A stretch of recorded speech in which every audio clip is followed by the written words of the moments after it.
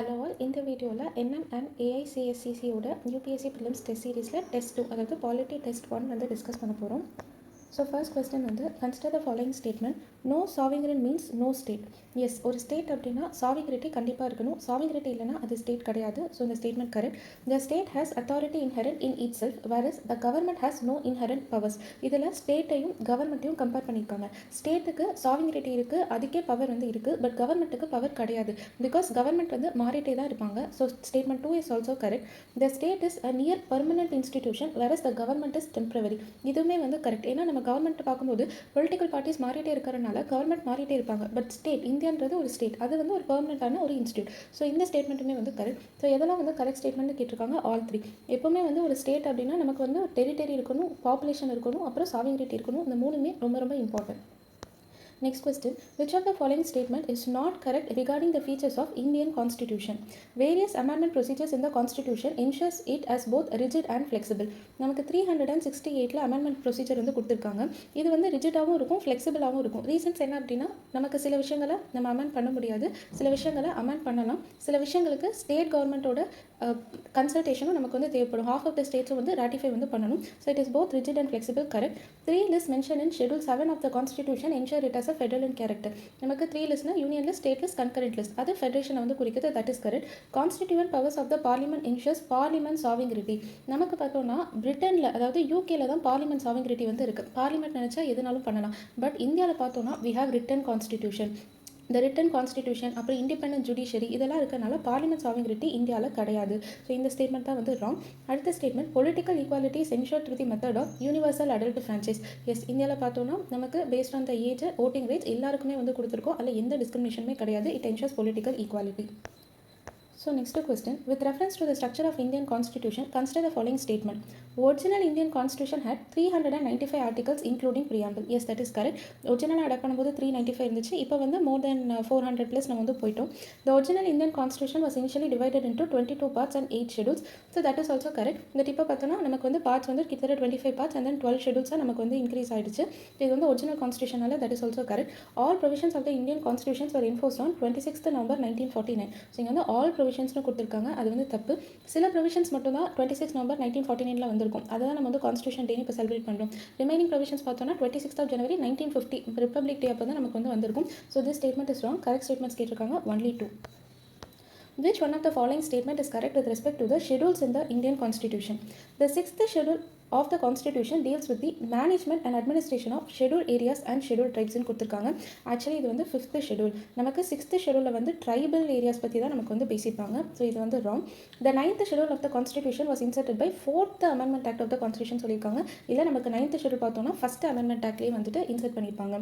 அடுத்து last option பார்த்தோம்னா 4th schedule of the Constitution deals with the allocation of seats in the state legislative councilனு சொல்லியிருக்காங்க. But 4th schedule அப்படின்றது நமக்கு Rajya Sabha state allocation பற்றி தான் வந்து 4th schedule பேசியிருப்பாங்க. So 4th is also wrong. So third statement, the first schedule of the constitution consists of both states and union territory. So அதுதான் வந்து கரெக்டான ஸ்டேட்மெண்ட். ஸோ கரெக்டான இது கேட்டிருக்காங்க third statement.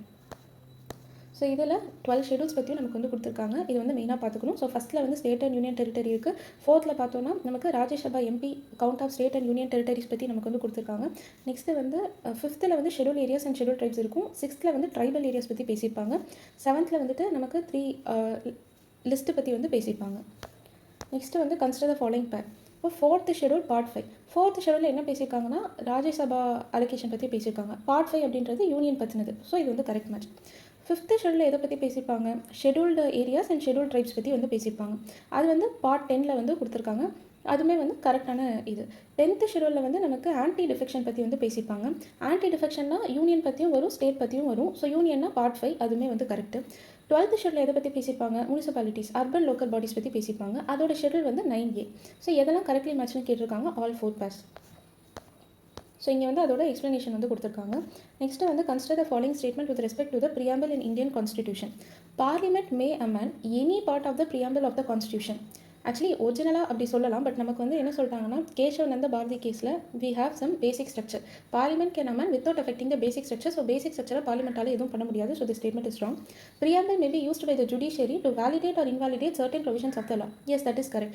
ஜுடிஷியரியை வந்து சொல்லியிருக்காங்க ஒரு லா வந்து கரெக்டாக இருக்கா இல்லையா அப்படின்றத preamble வச்சு வேலிடேட் பண்ணலாம். ஸோ கரெக்ட் ஸ்டேட்மெண்ட்ஸ் என்னன்னு கேட்டிருக்காங்க 2 only. So in the context of Indian polity, which one of the following statement best reflects the term equality? Absence of unequal distribution of wealth among the citizen.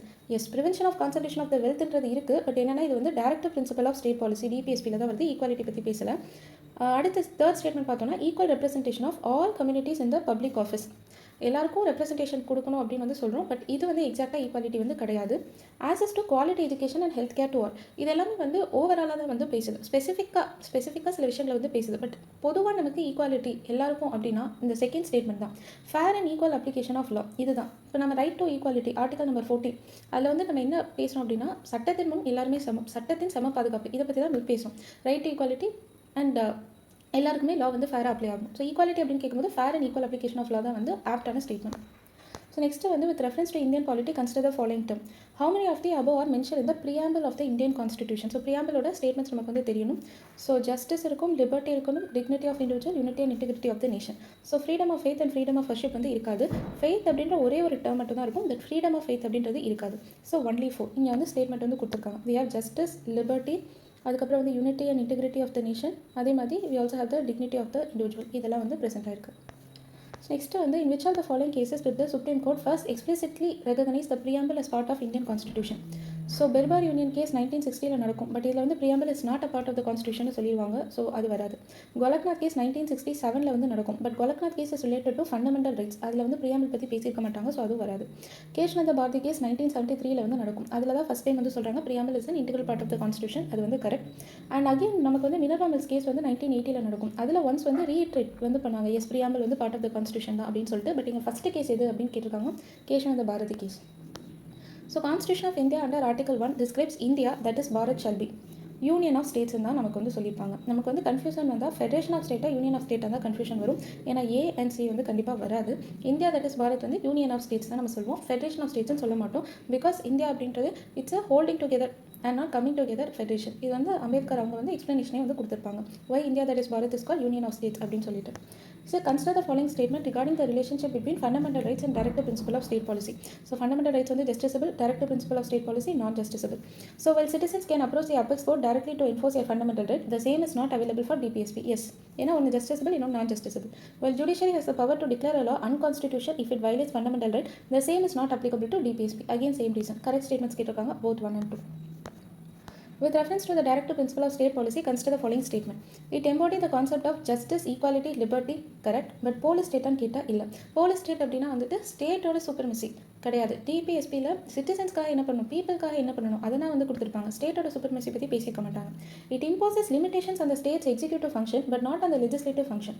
Limitations கொடுக்குமா அப்படின்னு கேட்டால் இல்லை. Because DPSP is not justiciable. அப்போது அதை வந்து வைலேட் பண்ணாலும் நம்ம போயிட்டு கோர்ட் வந்து அப்ரோச் வந்து பண்ண முடியாது. So no limitation. Correct statements கேட்டிருக்காங்க. Neither 1 nor 2. So consider the following statement with reference to DPSP. The Indian Constitution classifies various provisions of the DPSP as socialist, Gandhian, liberal intellectual principle. Indian Constitution define பண்ணியிருக்கு, classify பண்ணியிருக்கு அப்படின்னு வரக்கூடிய statement maximum ராங்காக தான் இருக்கும். ஏன்னா கான்ஸ்டியூஷனில் அந்த மாதிரி வந்து கிளாஸிஃபை பண்ணல, நம்மளே தான் வந்து கிளாஸிஃபை வந்து பண்ணியிருக்கோம். It embodies the object of a state under republican constitution. Yes welfare of the பீப்புளுக்கு என்ன பண்ணணும் அப்படின்றத டிபிஎஸ்பியில் கொடுத்துருக்காங்க. Promoting the education interest of the weaker section of the society and protecting them from exploitation, one of the Gandhian principal.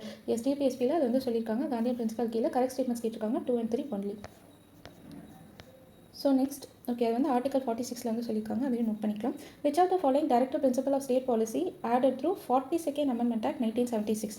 The state promotes voluntary formation, autonomous functioning, democratic control and professional management of cooperative societies. Cooperative societies வந்து 97th Amendment அது வந்து 2011 தான் வந்திருக்கும் and not in 42nd. So first statement is wrong. The state promotes equal justice and to promote free legal aid to the poor. Yes, அது வந்து 42nd Amendment. The state minimizes inequalities in income, status, facilities and opportunities. இது வந்து பார்த்தோம் அப்படின்னா 44th தான் நமக்கு வந்து வந்திருக்கும்னு நினைக்கிறேன். ஸோ இது வந்து செக் பண்ணிக்கலாம். ஸோ இது வந்து பார்த்தோன்னா 44th Amendment 1978 தான் வந்து வந்திருக்கு. ஸோ அந்த ஸ்டேட்மெண்ட் வந்து ஆக்சுவலி வந்து ராங். ஸோ நெக்ஸ்ட்டு வந்து the state securing the participation of workers in the management of industries 42nd தான் வரும். ஸோ கரெக்ட் ஆன்சர் கேட்டிருக்காங்க 2 and 4 only. So consider the following directive principle of state policy provision: organization of agriculture and animal husbandry, provision for just and human condition of work and maternity relief, organization of village panchayat, separation of judiciary from executive. How many of the above provisions are socialistic principles of DPSP அப்படின்னு கேட்டிருக்காங்க. So இதில் வந்து பார்த்தோன்னா socialistic principle வந்து human conditions of work and maternity relief தான் வந்து வரும். So இது வந்து நமக்கு வந்து லிபரல் இன்டெலெக்சுவல் அதில் வரும், வில்லேஜ் பஞ்சாயத்து வந்து காந்தியனில் வரும். So agriculture and animal husbandry அது ரிலேட்டட் இதுவுமே வந்து நமக்கு கீழே தான் வந்து வரும், லிபரல் இன்டெலெக்சுவலில் தான் வரும். ஸோ இதில் வந்து பார்த்தோன்னா கரெக்ட் ஸ்டேட்மெண்ட்ஸ் கேட்டிருக்காங்க. அதாவது எதெல்லாம் சோஷியலிஸ்டிக் பிரின்சிபல்னா only one. With reference to the National Legal Service Authority, consider the following statement: NALSA organized Lok Adalat for amicable settlement of dispute on civil cases but not on criminal cases. No, NALSA பார்த்தோன்னா both civil cases and criminal cases வந்து பண்ணலாம். So இது வந்து தப்பு. Chairperson of NALSA is appointed by the central government through a selection committee headed by the Minister of Law and Justice. NALSAக்கு வந்து பார்த்தோன்னா நம்மளோட CJI Chief Justice of India தான் pattern and chief. So அவர் தான் chairperson. Appointment procedure தனியாக இல்லை. A person who is a member of scheduled tribe or industrial workman or a victim of a natural disaster is eligible for free legal aid under NALSA. So that is correct. Correct statements கேட்டிருக்காங்க only one. நம்ம வந்து டிபிஎஸ்பிலே வந்து to provide for free legal எய்ட்னு ஒரு provision வந்து பார்த்துப்போம். அது கீழே தான் வந்து நால்சா வந்து கன்சிடர் பண்ணியிருப்பாங்க. அதாவது வல்னரபிள் பீப்புளுக்கு வந்துட்டு ஃப்ரீ லீகல் எய்ட் வந்து ப்ரொவைட் பண்ணுறதுக்காண்டி. So civil cases criminal cases ரெண்டுமே அவங்க வந்து பார்ப்பாங்க. சிஜே தான் பேட்டர்ன் இன் சீஃப். ஸோ இதில் வந்து எலிஜிபிலிட்டி யாருக்குலாம் இருக்குன்னு ஒரு லிஸ்ட்டே இருக்குது. So member of schedule caste or schedule tribe, இப்போ ஹியூமன் டிராஃபிக்கிங் விக்டிமாக இருந்தால், women or child, mentally ill or otherwise disable, so இந்த மாதிரி பர்சன்ஸ்க்குலாம் வந்துட்டு பார்த்தோன்னா நமக்கு எலிஜிபிலிட்டி வந்து கொடுத்துருக்காங்க. With reference to Gram Nyayalayas, consider the following statement: the Gram Nyayalaya act is applicable to whole of India. எப்பவுமே ஹோல் ஆஃப் இந்தியாவுக்கு ஒரு ஆக்ட் வந்து அப்ளை ஆகுமானா அதை வந்து ரீசெக் பண்ணணும். பிகாஸ் நமக்கு வந்து 5th schedule and 6th schedule areas இருக்குது. ஸோ அந்த ஏரியாஸ்க்கு வந்து பார்த்தோன்னா சில அட்டானமி வந்து இருந்திருக்கு. ஸோ அதனால் வந்து பார்த்தோன்னா எல்லா லாஸுமே உங்களுக்கு அப்ளை ஆகுமா அப்படின்றதுல நம்ம வந்துட்டு கன்சிடரேட்டாக வந்து பார்க்கணும். It is a responsibility of the state to establish Gram Nalayas for every panchayat at intermediary level. Yes, that is correct. The Gram Nalayas bound by the rules of evidence provided in the Indian Evidence Act 1872. No, this is wrong. So Gram Nalaya எடுத்துக்கிட்டாலும் சரி, அதுக்கப்புறம் வந்து ட்ரைபுனல்ஸ் வந்து எடுத்துக்கிட்டாலும் சரி, அவங்க வந்து they work by the principle of natural justice. Principle of natural justiceல வந்து ஒர்க் பண்ணனால they are not bound by this Indian Evidence Act. எதுக்கு அப்படின்னா அந்த பிரின்சிபல் ஆஃப் நேச்சுரல் ஜஸ்டிஸ் சில ப்ரொவிஷன்ஸ் இருக்கும். அந்த பர்சனுக்கு வந்துட்டு ஆப்பர்ச்சுனிட்டி வந்து கொடுக்கணும் டு டெல் தியர் ஸ்டேட்மெண்ட். அதே மாதிரி பயாஸ் எதுவுமே இல்லாமல் நடந்துக்கணும். அதை பேஸ் பண்ணி தான் இருக்கும். நம்ம ரொம்ப ஸ்ட்ரிக்டாக வந்துட்டு இந்த எவிடன்ஸ் ஆக்டில் இருக்கக்கூடிய ப்ரொவிஷன்ஸ் வந்து ஃபாலோ பண்ண மாட்டாங்க. கிராம் நாளையிலையும் சரி, நமக்கு சில ட்ரிபியூனல்ஸ்லையும் சரி. கரெக்ட் ஸ்டேட்மெண்ட் என்னன்னு கேட்டிருக்காங்க. So 2 only.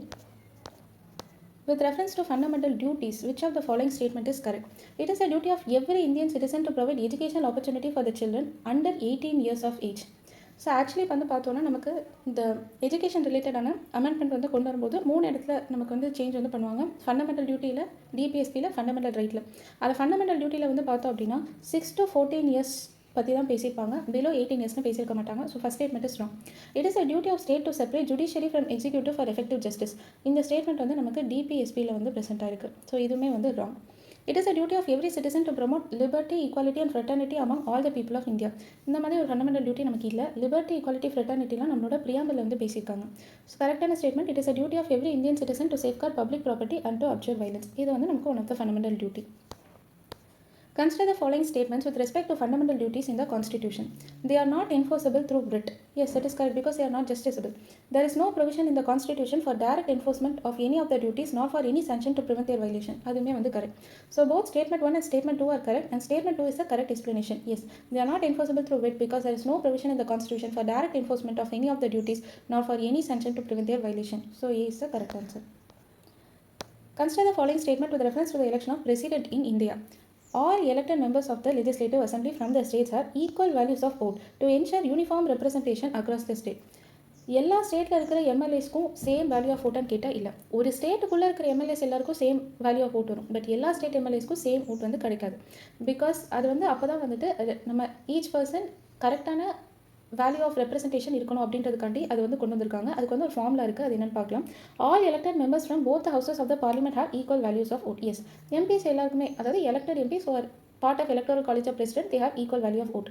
Both elector and candidate can approach Supreme Court in case of disputes இருந்தா yes, elector candidate ரெண்டு பேருமே வந்து அப்ரோச் பண்ணலாம். கரெக்ட். ஸோ கரெக்டான ஸ்டேட்மெண்ட்ஸ் என்னன்னு கேட்டிருக்காங்க. 2 and 3 only.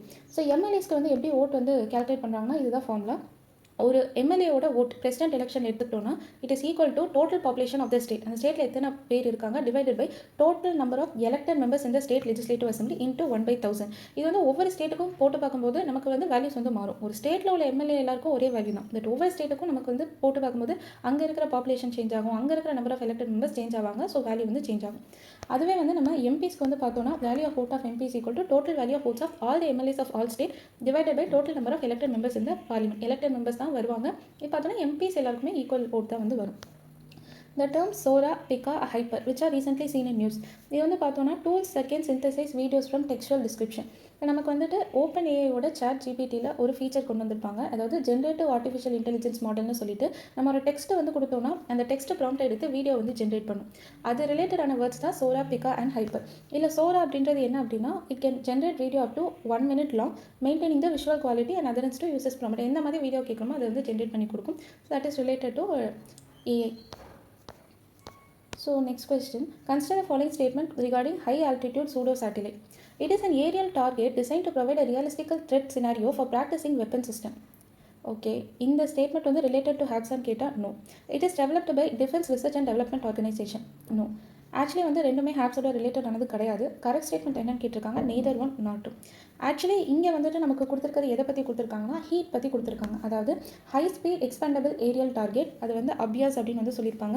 இதை வந்து டிஆர்டிஓ வந்து ரீசெண்டாக வந்து டெஸ்ட் பண்ணியிருப்பாங்க ஒடிஷாவில் இருக்கக்கூடிய சண்டிப்பூர்.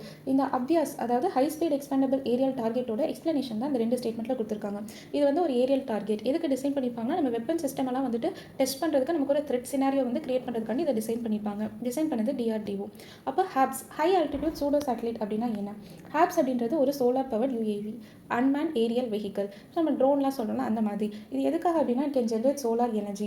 நம்ம வந்துட்டு எங்கே இதை லான்ச் பண்ண போகிறோம்னா ஸ்ட்ராட்டோஸ்பியரில், அதுவும் வந்து 18 to 20 கிலோமீட்டர் ஹைட்டில் பண்ண போகிறோம். அதாவது double the height of commercial airplanes. அங்கே நம்ம போயிட்டு இந்த ஹாப்ஸை போயிட்டு நம்ம அங்கே வச்சிடும் அப்படின்னா அது வந்து சோலார் எனர்ஜியை நமக்கு ஜென்ரேட் பண்ணி அது மூலமாக பவர் எடுத்துகிட்டு என்ன பர்பஸ் அப்படின்னா surveillance capabilities.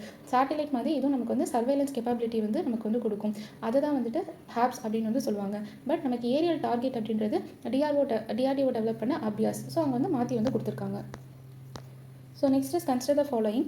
How many of the above are applications of DNA fingerprinting? Paternity testing பண்ணலாம், கிரிமினல் இன்வெஸ்டிகேஷன் பண்ணலாம். Exact age of a person DNA மட்டும் வச்சுட்டு இப்போ ஒருத்தவங்க ஹேர் ஃபாலிக்கல் அதுலேருந்து அவங்களோட டிஎன்ஏ நம்ம வந்து எடுக்கலாம். பட் என்ன ஏஜ் பர்சன் அப்படின்னு நம்மளால் சொல்ல முடியாது. எத்னிக் பேக்ரவுண்ட் சொல்ல முடியும், ஜெனட்டிக் டிசீஸ் வந்து ஃபைண்ட் அவுட் பண்ண முடியும். So only 4. So maximum science and டெக்கில் வந்து ஆல் தி அபவ் ஆப்ஷன்ஸ் வந்து வரும். பட் இந்த மாதிரி சில ஆட் ஒன் அவுட்டும் வந்து இருந்தால் நம்ம வந்து அதை கேர்ஃபுல்லாக ரீட் பண்ணணும். So next is consider the following statement with reference to GSLV LVM 3. GSLV launch vehicle பற்றி கொடுத்துருக்காங்க. The cryogenic engine used in the upper stages of the vehicle is entirely indigenous in design. Yes, நம்ம cryogenic Appar stage use பண்ணிப்பாங்க GSLVல. அந்த cryogenic engine இந்தியாவிலே வந்து design பண்ண இண்டிஜினியஸான இது. The vehicle launched the entire series of Chandrayaan mission. அது வந்து ராங்கான statement. சந்திராயனில் வந்து பார்த்தோன்னா ஃபஸ்ட்டு இருக்கும், அதுக்கப்புறம் செகண்ட், அதுக்கப்புறம் தேர்ட் இருக்கும். இதில் வந்து 2 and 3 மட்டும் தான் GSLV. 1 வந்து பார்த்தோன்னா PSLV யூஸ் பண்ணி லான்ச் பண்ணியிருப்பாங்க. The vehicle has a perfect launch record with no failures. Yes, 7 launches, 7மே வந்து சக்ஸஸ். ஸோ கரெக்ட் ஸ்டேட்மெண்ட் என்னன்னு கேட்டிருக்காங்க, only 2.